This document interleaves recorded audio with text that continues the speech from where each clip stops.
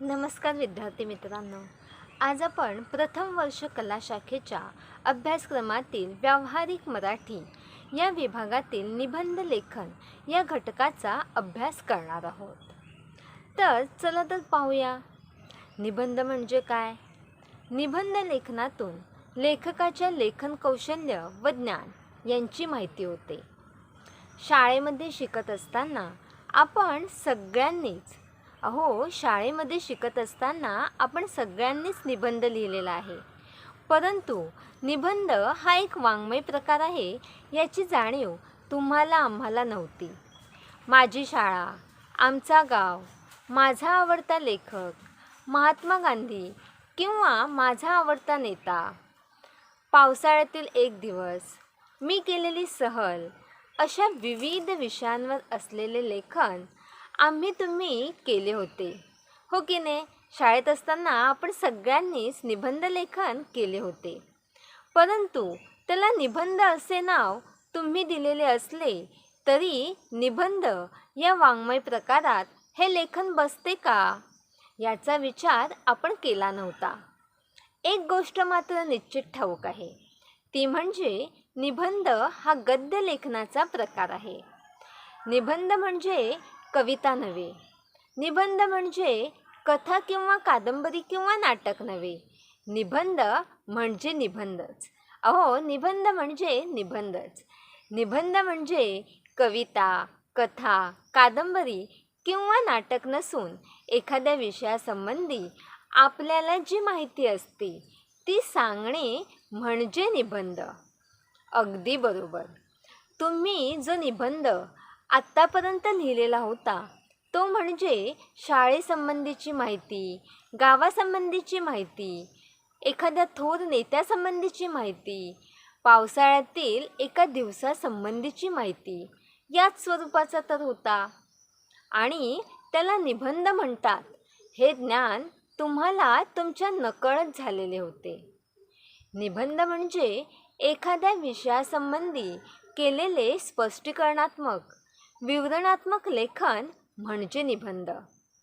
किंवा आपण असेही म्हणू शकतो की एखाद्या विषयासंबंधी केलेले माहितीपूर्ण विवेचन म्हणजे निबंध.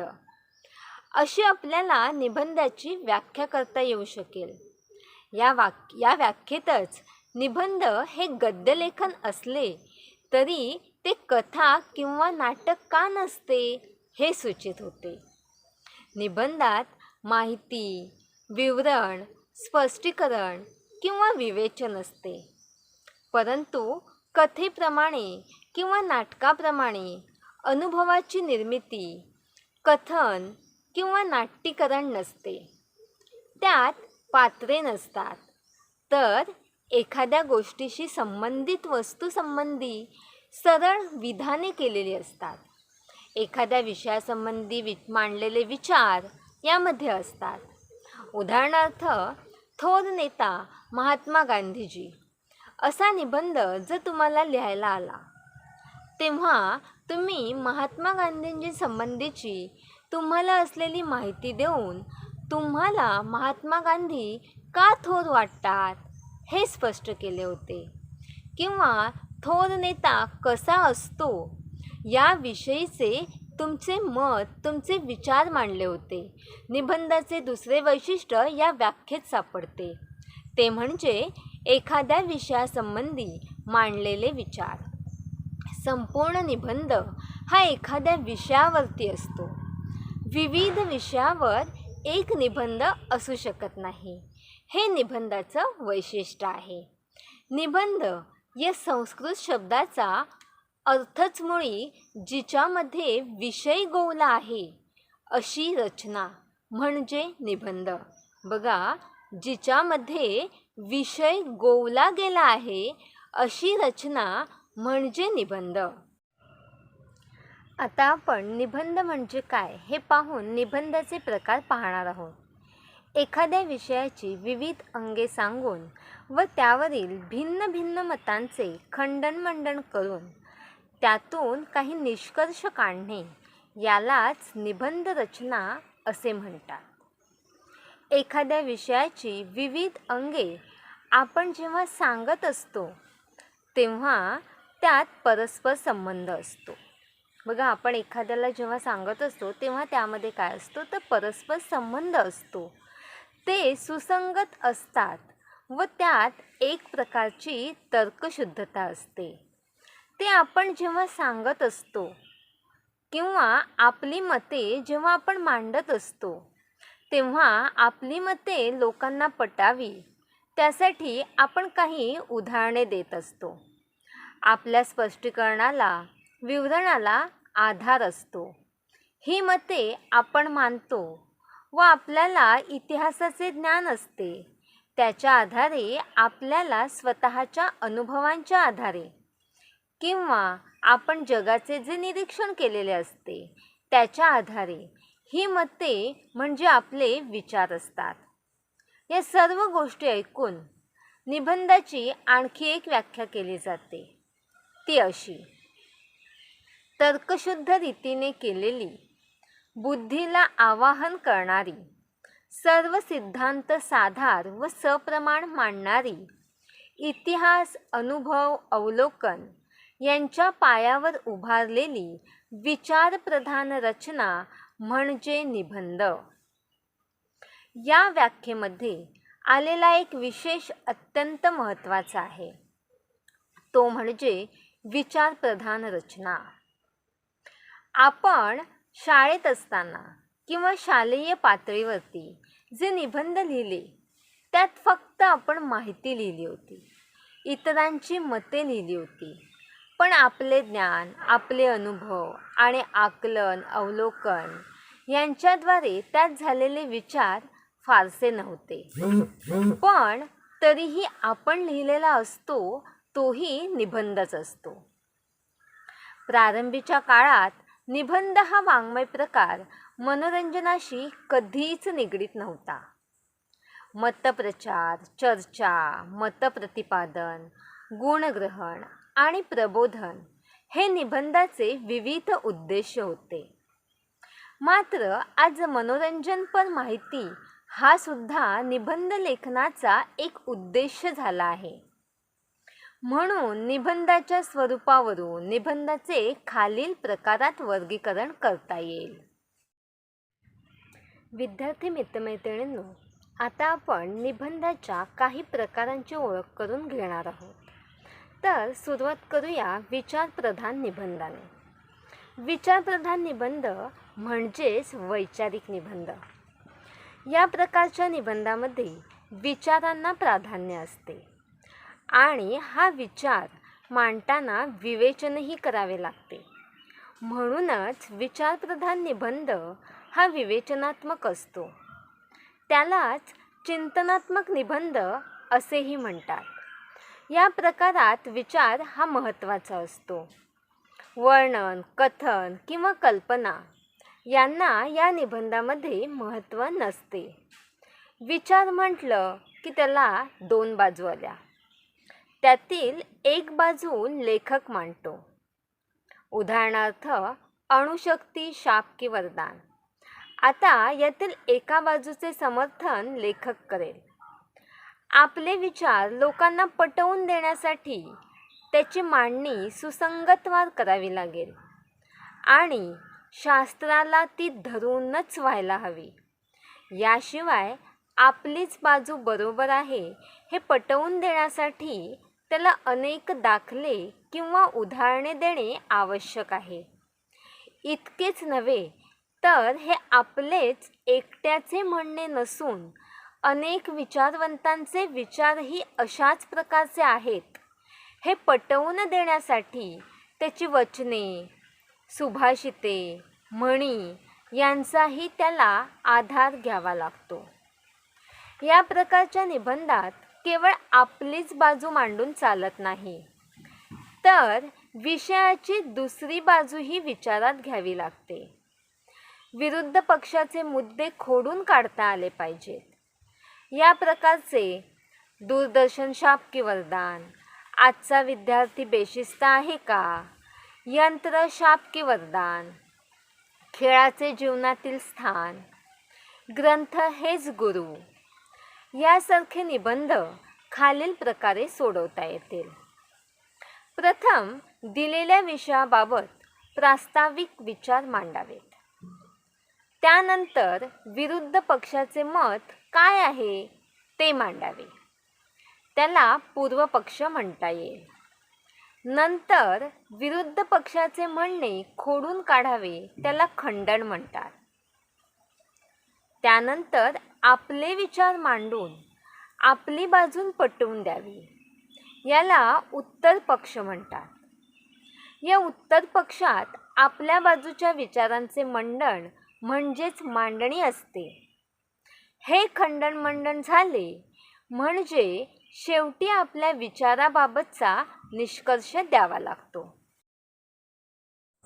आता आपण वर्णनात्मक निबंध म्हणजे काय हे पाहून समजून घेऊया. या प्रकारच्या निबंधामध्ये निबंधकाराने पाहिलेल्या एखाद्या दृश्याचे, व्यक्तीचे किंवा प्रसंगाचे चित्र वाचकांसमोर हुबेहूबपणे शब्दांनी रेखाटणे यालाच वर्णनात्मक निबंध असे म्हणतात. यात वर्णनाला अधिक महत्त्व असते. वर्णन विविध प्रकारचे असू शकते. यात कधी व्यक्तीचं असू शकतं, कधी पशुपक्ष्याचं असू शकतं, एखाद्या स्थळाचं, एखाद्या प्रसंगाचं किंवा निसर्गातील एखाद्या सुंदर किंवा भीषण अशा दृश्याचं देखील वर्णन असू शकतं. तर कधी सुंदर शिल्पाचं असू शकतं, कोरीव लेण्यांचं वर्णन असू शकतं. या प्रकारच्या निबंध लेखनात लेखकाच्या सूक्ष्म निरीक्षण शक्तीला महत्त्व असते. सूक्ष्म निरीक्षणाशिवाय वर्णन पूर्ण होत नाही. यात केवळ बाहेरचे वर्णन पुरेसे नसते, तर ते दृश्य पाहून आपल्या मनात भावनांचे तरंग उठतात, त्याला महत्त्व असते. त्यामुळे हा निबंध वाचनीय ठरतो. उदाहरणार्थ, सर्कशीतील हत्तीचे आत्मकथन, युद्धात कामी आलेल्या सैनिकाच्या पत्नीचे मनोगत, एका क्रांतिकारकाचे मनोगत, माझा आवडता महिना श्रावण, शेतकऱ्याचे, हमालाचे, पोस्टमनचे मनोगत, किंवा मग पहिला पाऊस असेल, माझा आवडता साहित्यिक, यासारखे विषय वर्णनात्मक निबंध म्हणून ओळखता येतील. यातील शेतकऱ्याचे, हमालाचे, मजुराचे, पोस्टमनचे मनोगत या निबंधात वर्णनाबरोबरच त्यांची हलाखीची परिस्थिती, श्रमाच्या मानाने त्यांना मिळणारा अल्पसा मोबदला, यांचे खडतर कौटुंबिक जीवन याकडेही सहानुभूतीपर नजर टाकून भावनेचा ओलावा निर्माण केल्यास तो निबंध अधिक आकर्षक, जिवंत आणि समृद्ध होईल. आता आपण कल्पनाप्रधान निबंधाचा विचार करणार आहोत. कल्पनाप्रधान निबंधामध्ये कल्पनेला भरपूर वाव असतो. जी गोष्ट सत्यात घडत नाही ती कल्पनेने मिळवून मनुष्य त्यात रमण्याचा प्रयत्न करत असतो. त्यामुळे जरतरची भाषा वापरून आपण कल्पना करू शकतो. उदाहरणार्थ, मी राष्ट्रपती झालो तर, मला पंख असते तर, सूर्य उगवलाच नाही तर, झाडे नसती तर, मला लॉटरी लागली तर, मला देव भेटला तर, कलावंत संपावर गेले तर, इत्यादी. यांसारख्या निबंधामध्ये रम्य कल्पना मांडून दिलेला विषय सजवता येतो. कल्पनाप्रधान निबंधात आपल्या कल्पनाशक्तीला स्वैर वावरू द्यावे. मात्र या कल्पना हास्यास्पद होणार नाही याचीही काळजी घ्यावी किंवा हे देखील पाहावे. यानंतर आपण पाहणार आहोत चरित्रात्मक निबंध म्हणजे काय. चरित्रात्मक निबंधात व्यक्तीच्या जीवनकार्याला विशेष महत्त्व असते. चरित्र नायकाचा जन्म कुठे झाला, कोणत्या परिस्थितीशी झगडून त्याने आपले शिक्षण पूर्ण केले, कोणते जीवित कार्य त्यांनी डोळ्यासमोर ठेवले होते आणि ते साध्य करण्यासाठी त्याला कोणकोणत्या अडचणी आल्या, कोणकोणत्या घटनांनी त्यांचे व्यक्तिमत्व घडवले गेले, त्याचबरोबर प्राप्त परिस्थितीवर त्यांनी मात करून कोणता ठसा उमटवला, त्यांच्या जीवनातील ठळक घटना व त्या व्यक्तीचे यश अपयश यांचे निवेदन चरित्रात्मक निबंधात असते. ज्यांचे चरित्र आपण लिहितो ती व्यक्ती असामान्य किंवा लोकोत्तर असते. त्याच्या चरित्र कथनात तारीखवार तपशील असावाच असे काही नाही. या प्रकारचा निबंध आकर्षक करण्यासाठी त्या व्यक्तीच्या जीवनातील एखादा प्रसंग सांगून किंवा त्याच्या तोंडचे एखादे वाक्य सांगून त्याचे जीवनचरित्र सांगितले तरी देखील चालते. थोर महात्म्यांची चरित्रे वाचून आपण त्यांच्यासारखे होण्याची इच्छा बाळगावी हा चरित्रात्मक निबंधाचा हेतू असलेला आपल्याला पाहायला मिळतो.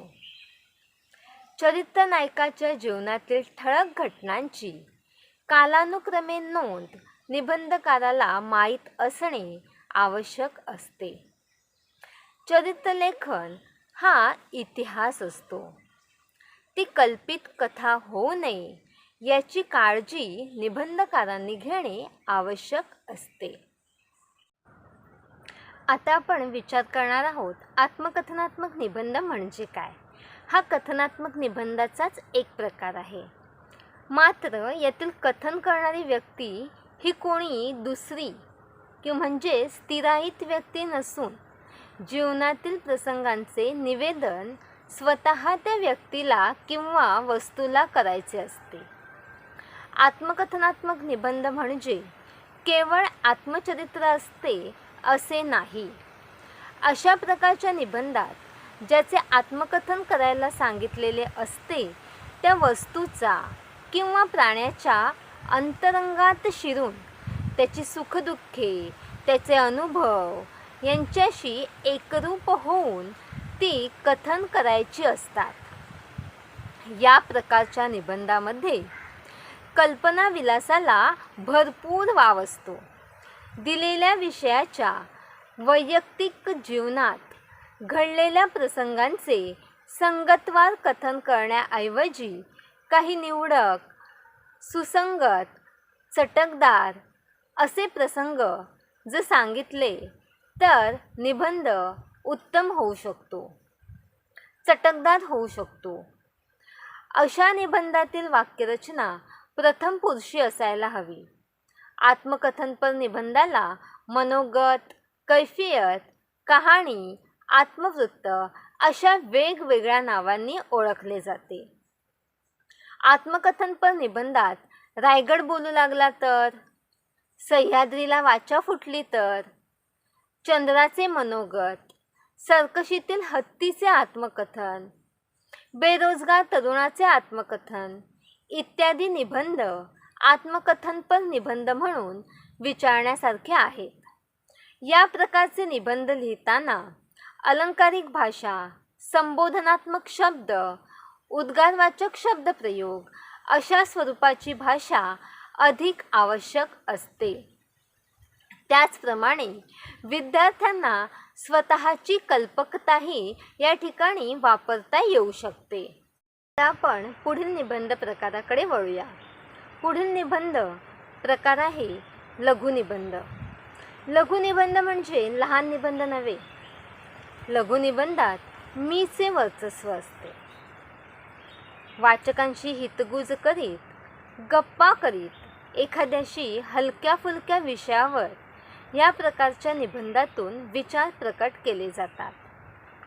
लघुनिबंधात इतर प्रकारच्या निबंधांप्रमाणे साधक बाधक चर्चा नसते. विषयाचे खंडन किंवा मंडन अथवा विषयाचे ज्ञान करून द्यावे हा हेतू देखील इथे नसतो. उलट याच विषयाच्या निमित्ताने लेखकाने वाचकाशी मारलेल्या गप्पा असतात. या प्रकारच्या निबंध लेखनात लेखकाच्या भावनाशील, हळूवार, अनुभवी व रसिक वृत्तीची आवश्यकता असते. ही वृत्ती लेखकात जितकी जास्त तितका तो निबंध खुमासदार, भारदस्त होत असतो. निबंधात लेखक आपल्या आयुष्यात घडलेल्या एखादा प्रसंग सांगत असतो. त्यामुळे लघुनिबंधात एकाच वेळी कथन, आत्मकथन, वैचारिकता, कल्पनात्मकता आपल्याला पाहावयास मिळते. अनंत काणेकर यांनी लिहिलेला 2 मेणबत्त्या, स्वतःसाठी जगलास तर मेलास, दुसऱ्यासाठी मेलास तर जगलास, असा मौलिक विचार देतो. या संदर्भात वि.स. खांडेकर यांनी लघुनिबंधाचे स्वरूप सांगताना मोहक व्यक्तिमत्वाचा आविष्कार हा लघुनिबंधाचा आत्मा आहे असे म्हटले आहे. आतापर्यंत आपण निबंधाचे विविध प्रकार समजून घेतले. निबंधाचे निरनिराळे प्रकार समजून घेताना आपण त्या प्रकारच्या निबंध लेखनासाठी आवश्यक असलेले घटक यांचा सविस्तर आढावा घेतला आहे. या महत्त्वपूर्ण घटकांची माहिती निबंध लेखनाच्या क्षेत्रात नव्याने पाऊल टाकणाऱ्या निबंध लेखकांसाठी काही मार्गदर्शक सूचना आता आपण इथे सांगणार आहोत. पहिली सूचना आहे, निबंध लेखन करता येणे ही भाषेच्या अभ्यासाची खरी परीक्षा आहे. भाषा बोलणे, वाचणे, लिहिणे आणि समजून घेणे म्हणजे भाषा आत्मसात झाली असे नाही, तर भाषा शिक्षणाचा प्रमुख हेतू आहे. आपले विचार, आपल्या भावना स्पष्टपणे, आकर्षक पद्धतीने आणि मुद्द्याला धरून दुसऱ्यासमोर मांडता येणे हा आहे. निबंध लेखनाच्या प्रश्नावरून विद्यार्थ्यांची भाषेची तयारी किती आहे, त्यांची लेखनात किती गती आहे याची आपल्याला कल्पना येते.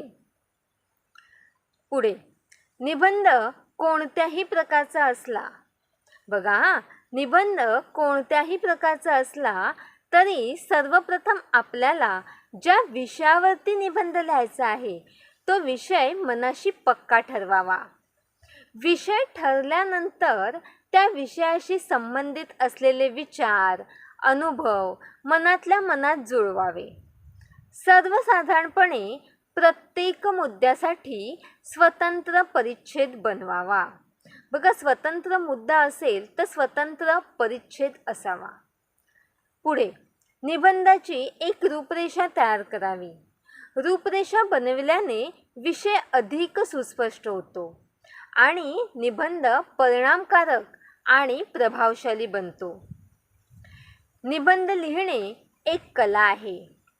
एक सुसंगत निबंध प्रस्तावना, मध्यभाग म्हणजेच आशय आणि उपसंहार या 3 भागांमध्ये विभागता येईल.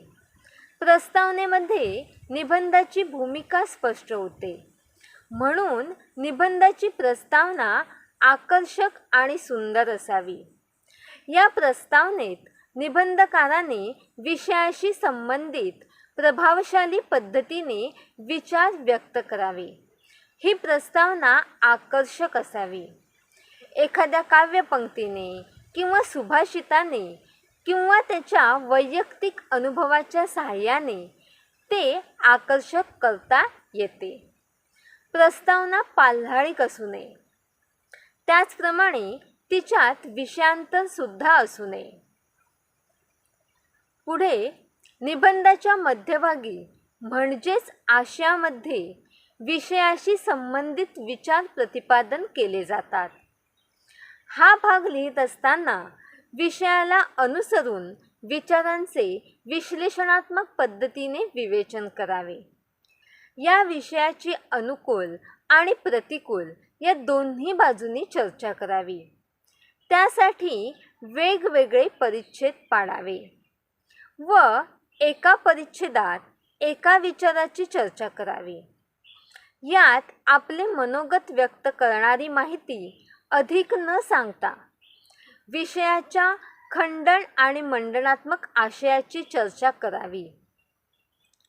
त्यानंतर निबंध लेखनात जेवढी प्रस्तावना महत्त्वाची असते, बघा, निबंध लेखनामध्ये जेवढी प्रस्तावना महत्त्वाची असते तेवढाच उपसंहार म्हणजेच समारोपसुद्धा महत्त्वाचा असतो.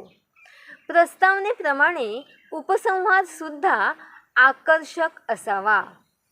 निबंध समाप्त झाला तरी तो वाचकांच्या मनामध्ये त्याच्या विचारांचे तरंग निर्माण करून तो निबंध विसरणार नाही इतका उपसंहार परिणामकारक असावा. पुढे निबंधाची भाषाशैली निबंधाचे शरीर आहे. निबंधाची भाषाशैली हे निबंधाचे शरीर आहे आणि निबंधातून व्यक्त केले जाणारे विचार हा निबंधाचा आत्मा आहे. निबंधामध्ये स्पष्ट, शुद्ध आणि सुबोध भाषा असावी. निबंधाची भाषा ही परखड असावी, तसेच वाचकांना आकृष्ट करणारी असावी. भाषेला प्रभावशाली बनवण्यासाठी भाषेमध्ये वाक्प्रचार, सुभाषिते, म्हणी यांचा योग्य वापर केल्यास, तसेच त्यांचा योग्य सराव केल्यास ही कला कोणालाही आत्मसात करता येईल. निबंधामध्ये प्रसंगानुसार आलेल्या विचारांना स्पष्ट, सशक्त आणि परिणामकारक बनवण्यासाठी प्रश्नार्थक चिन्ह, उद्गारवाचक चिन्ह, अवतरण चिन्ह यांचा योग्य ठिकाणी वापर करावा. निबंध जरी प्रस्तावना, मध्यभाग, उपसंहार या 3 भागात लेखकाच्या दृष्टीने विभागला गेला असला तरी निबंधातील आशय विषयात सुसंगती असावी. निबंधातील प्रत्येक वाक्यात संगती असल्याने आणि एक वाक्य दुसऱ्या वाक्याशी संबंधित असावे, त्यामुळे निबंध एकसंध होईल. आपल्या निबंधाला परीक्षेत अधिक गुण मिळावेत म्हणून हिंदी, इंग्रजी, संस्कृत किंवा मराठी भाषेतील अवतरणे देणे अधिक योग्य ठरेल. अवांतर वाचनाने ते आपल्याला सहज सापडू शकतात. आता बघा, उदाहरणार्थ तुम्हाला आदर्श विद्यार्थ्यावर निबंध लिहायचा असेल तर early to sleep, early to rise, that makes a man happy and wise या पद्धतीने आपण लिहू शकतो. जर तुम्हाला निबंधाला माणसाला पंख असते तर आपण लिहू शकतो, पंछी बनू उड़ती फिरू मस्त गगन में, आज मैं आज़ाद हो दुनिया के चमन में. त्यानंतर निबंधाचा विषय असेल माझा आवडता महिना श्रावण, तर आपण बालकवींची श्रावण मासी हर्ष मानसी हिरवळ दाटे चोहीकडे, क्षणात येते सरसर शिरवे क्षणात फिरूनी ऊन पडे या काव्यपंक्ती लिहू शकतो.